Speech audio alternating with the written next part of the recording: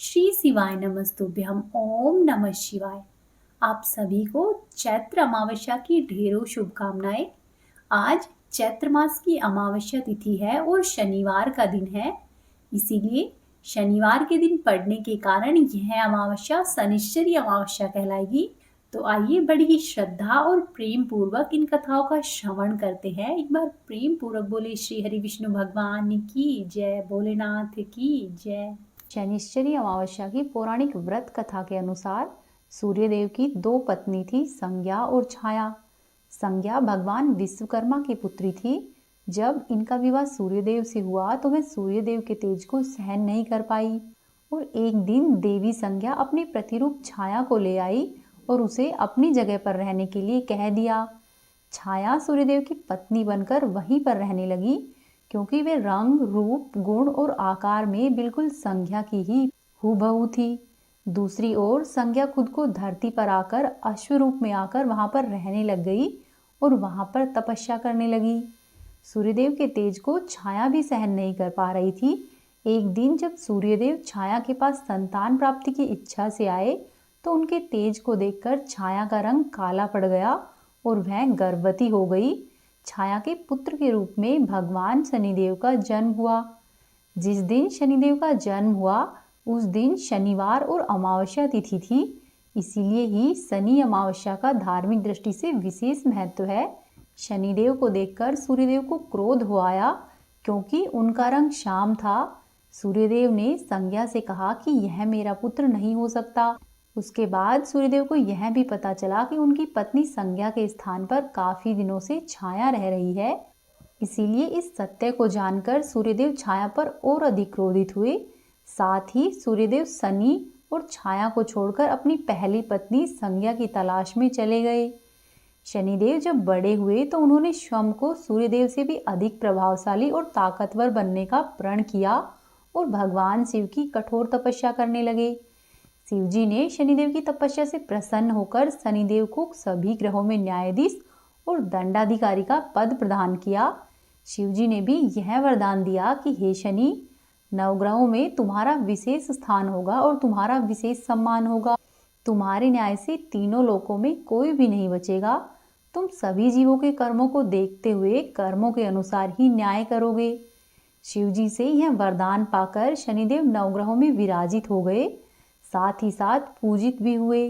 शनि अमावस्या के दिन इस कथा का पाठ करना अत्यधिक ही शुभ फलदायी होता है, जो कि कर्मों से उच्च पद दिलाने की प्रेरणा देता है। अब आप सुनिए अमावस्या की अगली कथा। प्राचीन समय में धर्मवर नाम का एक ब्राह्मण था। वह ब्राह्मण बहुत ही धार्मिक प्रवृत्ति का था। ऋषि और मुनियों का वह बहुत आदर करता था। एक बार उस ब्राह्मण ने किसी महात्मा के मुख से भगवान विष्णु की महिमा के बारे में सुना।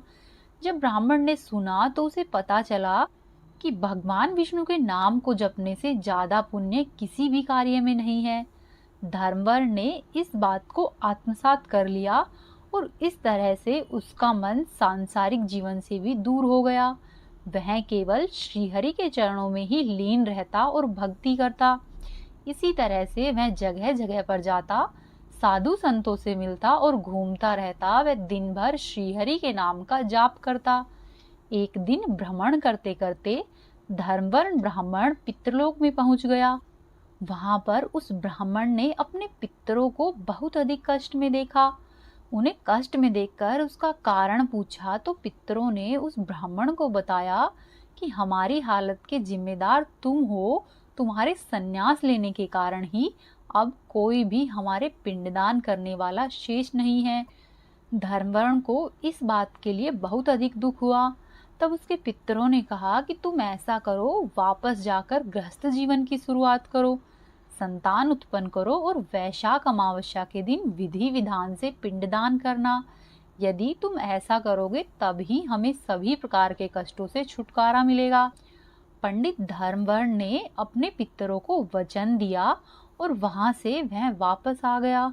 इसके बाद धर्मवर्ण ने अपना सन्यासी जीवन छोड़ा और एक बार सांसारिक जीवन को फिर से अपना लिया। और जब फिर वैशाख अमावस्या आई तो उसने पूरे विधि विधान से अपने पितरों का पिंडदान किया, वह उनको मुक्ति दिलाई। इस प्रकार से धर्मवर ने वैशाख अमावस्या के दिन अपने पितरों को मुक्ति दिलाई। एक बार प्रेम पूर्वक बोलिए श्री हरि विष्णु भगवान की जय। ओम नमः शिवाय। हर हर महादेव। आइए अब आप सुनिए अमावस्या की दूसरी कथा। एक बार की बात है, एक गांव में एक सास और बहू रहती थी। सास का बेटा विदेश में कमाने के लिए गया हुआ था। सास और उसकी बहू बहुत अच्छे से रहते थे। दोनों ही एक दूसरे की देखभाल किया करते। एक दिन बहू ने खाना नहीं खाया तो उसकी सास ने पूछा कि बहू, आज तुमने खाना क्यों नहीं खाया है? तब बहू ने कहा कि सासू माँ, आज मेरा अमावस्या का व्रत है, इसीलिए मैंने खाना नहीं खाया है। तब उसकी सासू माँ ने बोला कि बहू, ये व्रत क्या होता है और इसको करने से क्या फल मिलता है, मुझे भी यह सब समझाओ। तब बहू ने कहा कि माँ जी, अमावस्या का व्रत करने से बहुत पुण्य मिलता है। घर में अन्न और धन बना रहता है, सुख और शांति रहती है तथा अटल सुहाग मिलता है, पुत्र की प्राप्ति होती है। माँ जी, इस व्रत में प्रत्येक वर्ष अलग अलग खाना खाया जाता है और विष्णु भगवान के मंदिर में चढ़ावा चढ़ाया जाता है या फिर किसी ब्राह्मण को दान में दिया जाता है। इस व्रत में पहले साल शक्कर, घी और चावल से बना हुआ खाना खाया जाता है और पहले साल व्रत पूर्ण होने के बाद 1.25 किलो चावल और 1 कटोरी घी तथा 1 कटोरी शक्कर का दान किसी ब्राह्मण को दिया जाता है। और माँ जी, दूसरे साल में जो घी और शक्कर से बना हुआ खाना खाया जाता है, जब दूसरे साल व्रत पूर्ण हो जाए तो 1.25 किलो जौ, 1 कटोरी घी तथा 1 कटोरी शक्कर किसी मंदिर में चढ़ाए या फिर किसी ब्राह्मण को दान में दे। वहीं तीसरे साल में गुड़, तिल और घी से बने हुए व्यंजन खाने चाहिए। और जब तीसरे साल व्रत पूर्ण हो जाए तो आधा किलो तिल, गुड़ तथा 1 कटोरी घी किसी मंदिर में चढ़ाया जाता है या फिर ब्राह्मण को दान में दिया जाता है। माँ जी, इसी तरह से 3 वर्ष तक इस अमावस्या के व्रत को किया जाता है। फिर बहू ने कहा कि इस व्रत का अगर संकल्प ले तो इसे पूरा करना जरूरी होता है। अगर पूरा नहीं हो सकता तो घर में अशांति आती है और बने हुए कार्य बिगड़ने लगते हैं। तब सासू माँ ने कहा कि बहू, मेरी तो उम्र हो गई है, लेकिन तुम यह व्रत करो। और बहू यह व्रत आरंभ करती है। लेकिन एक दिन बहू ने किसी और के कहने पर गेहूं की बनी हुई रोटियां खा ली। अमावस्या माता इस बात पर नाराज हो गई। जो सास और बहू बहुत ही प्यार से रहती थी, उन दोनों में झगड़े होने लगे। गांव के भी सभी लोग हैरान हो गए कि यह सब क्या हो रहा है।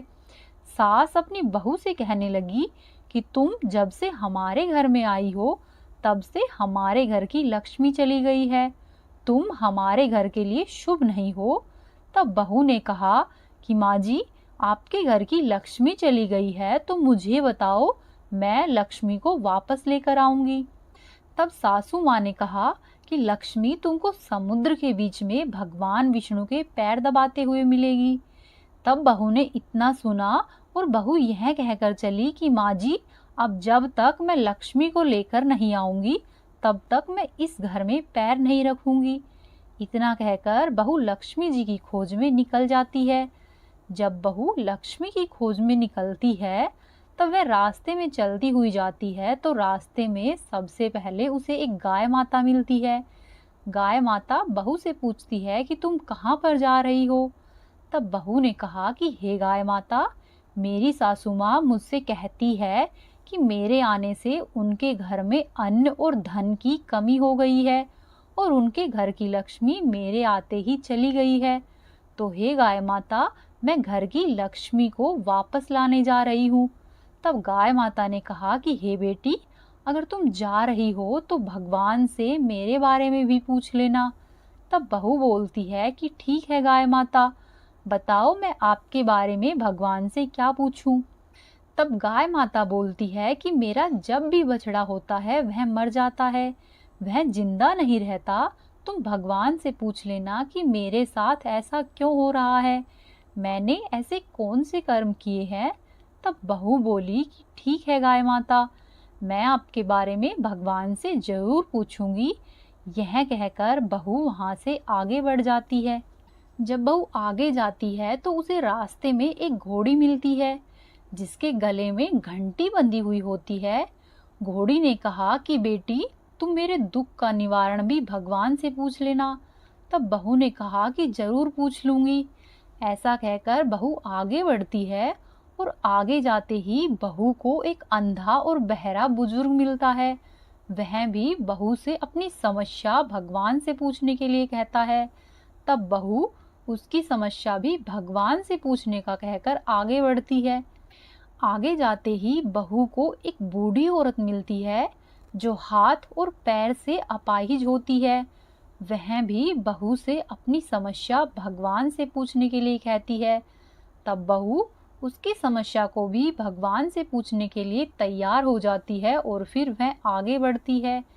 आगे जाते ही बहू थक जाती है और एक आम के पेड़ के नीचे बैठ जाती है। तब आम का पेड़ खुश होकर बहू से पूछता है कि बेटी, तुम कहाँ से आई हो और कहाँ पर जा रही हो? तो बहू बताती है कि मैं माँ लक्ष्मी को लेने जा रही हूँ। तब पेड़ भी अपनी समस्या भगवान से पूछने के लिए कहता है कि मेरे पेड़ पर लगे हुए आम खट्टे ही होते हैं, इस बारे में भगवान से जरूर पूछना। तब बहू उसकी समस्या को लेकर आगे बढ़ जाती है। आगे जाते ही बहू को एक तलाई मिलती है। वह भी बहू को बताती है कि तुम भगवान से पूछना कि मेरे तलाई का पानी इतना मैला क्यों है, कोई भी इस पानी को नहीं पीता है। तब बहू कहती है कि ठीक है, मैं जरूर पूछ लूंगी और ऐसा कहकर वह आगे बढ़ जाती है।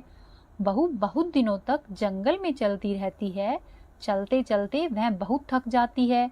उसे भूख भी लग रही होती है लेकिन खाने के लिए कुछ नहीं मिलता, जिसके कारण वह थक जाती है और जंगल में बेहोश हो जाती है। उसी समय भगवान विष्णु और माता लक्ष्मी वहां पर विचरण करते हुए आते हैं। तब माता लक्ष्मी विष्णु जी से कहती है कि हे नाथ, यह आपकी बहुत बड़ी भक्त है, आप इसके दुखों का निवारण करो। तब भगवान विष्णु कहते हैं कि इस संसार में बहुत से जीव दुखी हैं। सभी जीव अपने अपने कर्मों का फल भोग रहे हैं। मैं किस किस के दुखों का निवारण करूं? तब माता लक्ष्मी भगवान विष्णु जी से विनती करती है और कहती है कि वह भूखी प्यासी है। अगर यहाँ पर इसे ऐसे ही छोड़ दिया तो जंगली जानवर इसे अपना शिकार बना देंगे। माता लक्ष्मी की यह बात सुनकर भगवान विष्णु एक साधु का वेश धारण करते हैं और बहू के पास जाते हैं और उसे होश में लाते हैं। बहू के होश में आते ही साधु वेशधारी भगवान जी उससे पूछते हैं कि तुम यहाँ पर क्यों आई हो और कहाँ पर जा रही हो? तब बहू उन्हें पूरी बात बताती है। उसकी बात सुनकर भगवान विष्णु और माता लक्ष्मी उसे साक्षात दर्शन देते हैं। उनके साथ अमावस्या माता भी प्रकट होती है। तब बहू उनके चरणों में गिरकर वंदना करती है।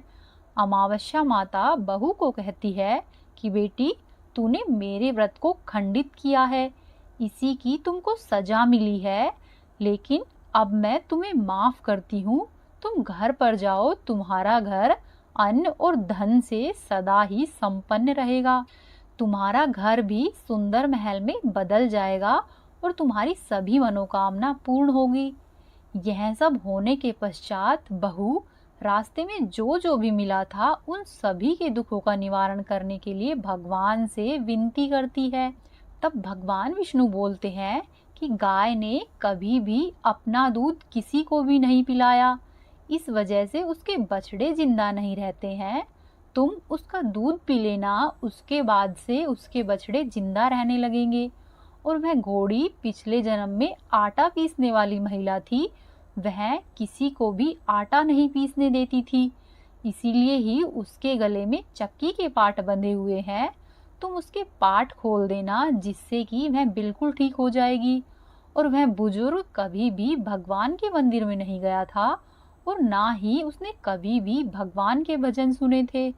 तुम ऐसा करना, तुम उसको मंदिर लेकर जाना और दर्शन करवा देना, फिर वह पूर्णतः ठीक हो जाएगा। और वो जो बुजुर्ग महिला थी उसने कभी भी अपनी जवानी में दान पुण्य नहीं किया, इसीलिए ही उसको आज ये सजा मिली है। तुम ऐसा करना, उससे दान करवा देना तो उसकी विकलांगता दूर हो जाएगी। और उस आम के पेड़ ने कभी भी किसी भी बच्चे को आम नहीं खाने दिए, इसीलिए ही उसके सभी आम खट्टे होते हैं। तुम ऐसा करना, उस पेड़ का आम खा लेना, फिर उस पेड़ पर मीठे आम आएंगे। और जो तलाई है, तलाई का पानी पिछले जन्म में देवरानी और जेठानी थी, वह हमेशा ही झगड़ती रहती थी, इसीलिए ही उसका पानी मैला है। तुम ऐसा करना कि उस पानी को पी लेना, फिर वह तलाई शुद्ध हो जाएगी। ऐसा सुनकर बहू ने भगवान विष्णु, माता लक्ष्मी और अमावस्या माता को नमन किया और अपने घर पर जाने के लिए निकल ली। जब वह वापस आ रही थी तो रास्ते में उसे जो जो भी मिला, उसने उन सब की समस्या भगवान के कहे अनुसार दूर कर दी। सभी उसे खूब आशीर्वाद देते हैं। उसके बाद जब वह घर पहुंची तो उसका घर एक सुंदर से महल में बदल गया था तथा घर में अन्न और धन के भंडारे भरे पड़े थे। तब बहू सास से कहती है कि सासू माँ, आपने सच ही कहा था कि आपके लिए मैं शुभ नहीं हूँ। मेरे जाने से ही आपके घर में लक्ष्मी आई है। अब मैं यहाँ से मरने जा रही हूँ और आप यहीं पर रहे। तब सासू माँ ने कहा कि बेटी, यह सब तो तुम्हारे अमावस्या का व्रत करने का फल है। तुम यहाँ पर ही रहोगी, तुम कहीं भी नहीं जाओगी।